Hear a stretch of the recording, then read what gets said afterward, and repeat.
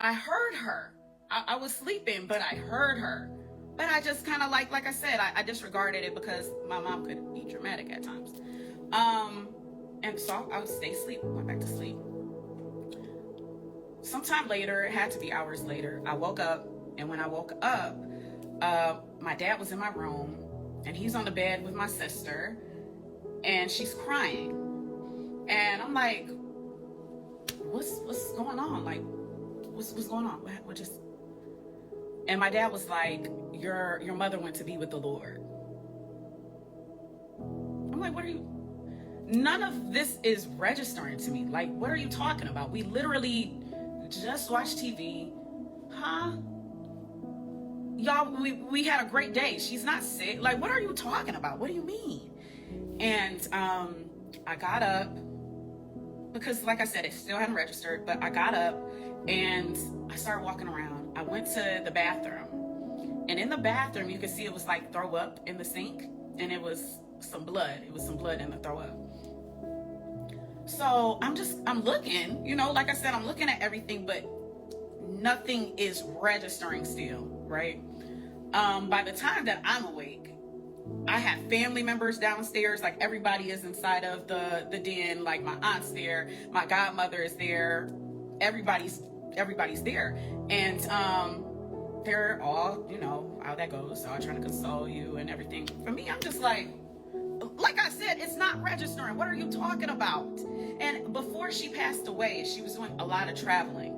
Like I said, she was finally, she was mad, she was pregnant, she was finally in her, no, I've done these things for these kids. Mama gotta have a life too. So she was traveling a lot and stuff too. So we got used to her being gone for a little bit. So I'm just like, what are you guys talking about? My dad just didn't want to wake them up. He allowed for them to have that night. So the next day, in the morning, he told them what had happened. But I'm dressed. I got my uniform on. I'm going to school. Okay. I was like, it's just too sad here. Everybody is crying. I got to get out of here. I got to go to school. And the person who used to give us a ride to school was actually like one of my mom's close friends. She homeschooled her kids as well. And so when she came to the door to come get me and everything, my dad had told her what happened and stuff too.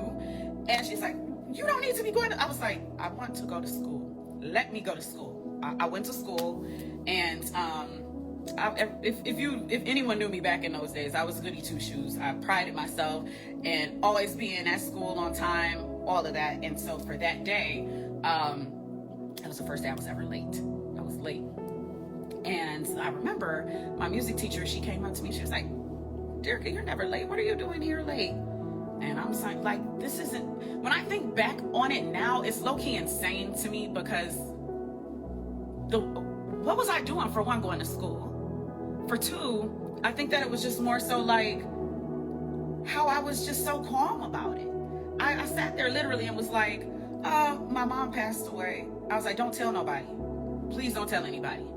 I just want to be here at school. And she was like, you need to go home. What are you doing? I said, Miss Underwood, I just want to be here. Please don't tell anybody.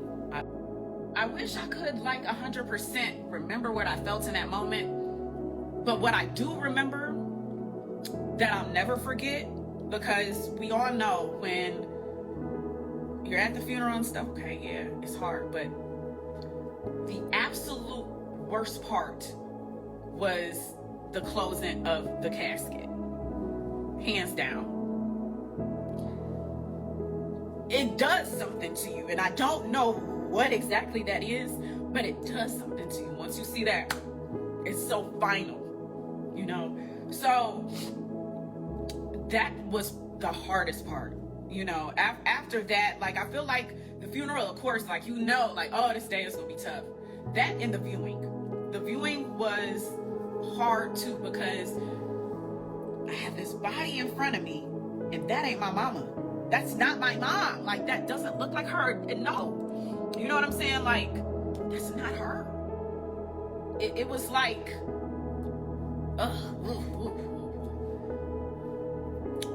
it was like, of course, the life is out of her, but it literally looked like all of the life was just gone. It wasn't her. And so that was a terrible, terrible day. If I'm being quite honest, I still struggle with viewings of the body to this day. Even at the funeral, it's hard, it's tough, right? After that, things were just kind of a blur, because now the house isn't busy anymore. It's not people coming over and bringing food and just checking on you and, you know, all of that. It's quiet. And so now that it's quiet, and now, because you got a break from everyday life. You get that break because, oh, well, you know, you're going through it, so I'm not going to school. You know, none of these things are happening. But now that's all over. Exactly. The last time that you're going to see their face. I'm like, it's so quiet. And now I have to get back to my everyday life. And my whole world just blew up. But I got to go about my everyday life. Because it's only my world that just imploded, not everybody else's.